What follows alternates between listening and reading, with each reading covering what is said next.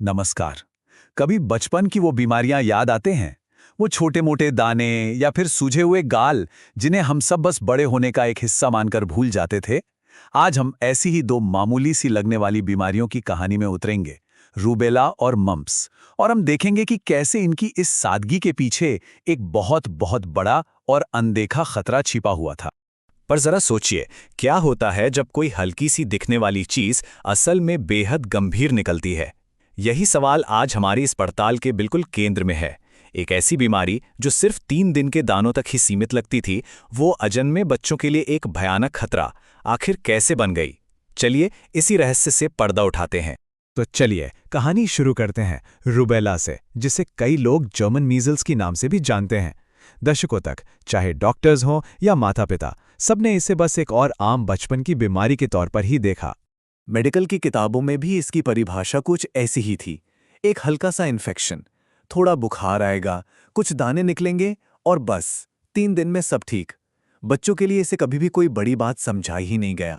और ये सोच दर्शकों तक बनी रही। इसे एक हानि रहित, कोई खास महत्व न रखने वाली बीमारी समझा जाता था। एक ऐसी चीज जिससे लगभग हर कोई गुजरता था और फिर अपनी जिंदगी में आगे बढ़ जाता था। लेकिन ये एक धोखेबाज शांति थी। और फिर सब कुछ बदल गया।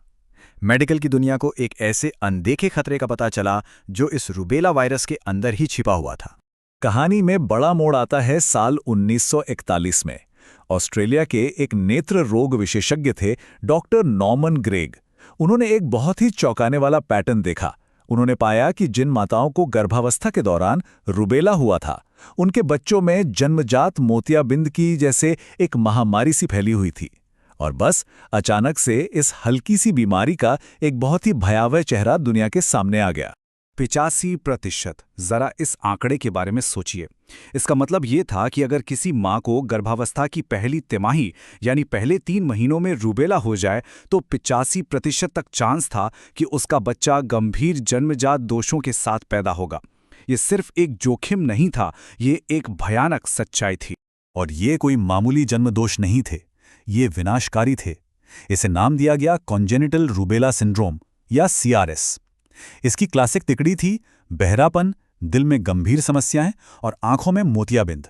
ये दिखाता है कि कैसे एक मां के लिए जो बीमारी हानि रहित थी, वो उसके अजन्मे बच्चे के लिए जीवन भर का अभिशाप बन सकती थी। लेकिन रूबेला इस कहानी का अकेला विलेन नहीं था। अब हम अपनी दूसरी हल्की बीमारी यानी मम्प्स की तरफ बढ़ते हैं। ऊपर से देखने पर यह भी बड़ी साधारण सी लगती थी, लेकिन इसके भी अपने छिपे हुए और उतने ही गंभीर खतरे थे।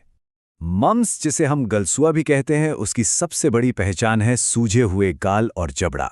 ये एक अलग वायरस की वजह से होता है, लेकिन रूबेला की तरह ही इसकी भी मामूली होने की छवि ने इसके असली खतरों पर पर्दा डाला हुआ था। देखिए, मम्प्स का मतलब सिर्फ गालों में सूजन नहीं था। ये पुरुषों में ऑर्काइटिस जैसी दर्दनाक स्थिति पैदा कर सकता था। 15% मामलों में ये वायरल मेनिंजाइटिस यानी दिमागी बुखार का कारण बन सकता था। और ये बच्चों में बहरेपन का एक बड़ा कारण था। और हाँ, रूबेला की तरह ही गर्भावस्था में इसके भी गंभीर परिणाम थे, जिससे पहली तिमाही में गर्भपात का खतरा काफी बढ़ जाता। तो अब इन दो धोखेबाज दुश्मनों की पहचान हो चुकी थी, तो जाहिर है विज्ञान ने एक समाधान खोजने की दौड़ शुरू कर दी। और वो समाधान आया टीकाकरण के रूप में। वैज्ञानिकों ने कमाल का तरीका निकाला। उन्होंने जीवित लेकिन कमजोर किए गए वायरस का इस्तेमाल करके टीके बनाए। ये टीके शरीर को बीमारी पैदा किए बिना ही एक मजबूत और स्थायी इम्यूनिटी बनाने के लिए ट्रेन करते हैं। और फिर इन दोनों को खसरे के टीके के साथ मिलाकर बनाया गया मशहूर MMR टीका, जो पब्लिक हेल्थ की दुनिया में एक मील का पत्थर साबित हुआ। अब देखिए, रूबेला को रोकने की जो स्ट्रैटेजी थी वो बहुत स्मार्ट थी।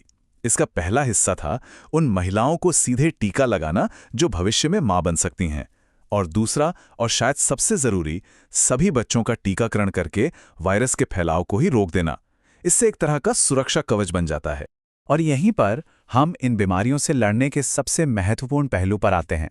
ये लड़ाई सिर्फ किसी एक व्यक्ति के स्वास्थ्य की नहीं है, ये हम सभी की, पूरे समुदाय की लड़ाई है। ये जो बात है ना, ये इस पूरी लड़ाई की वजह को एक लाइन में बता देती है।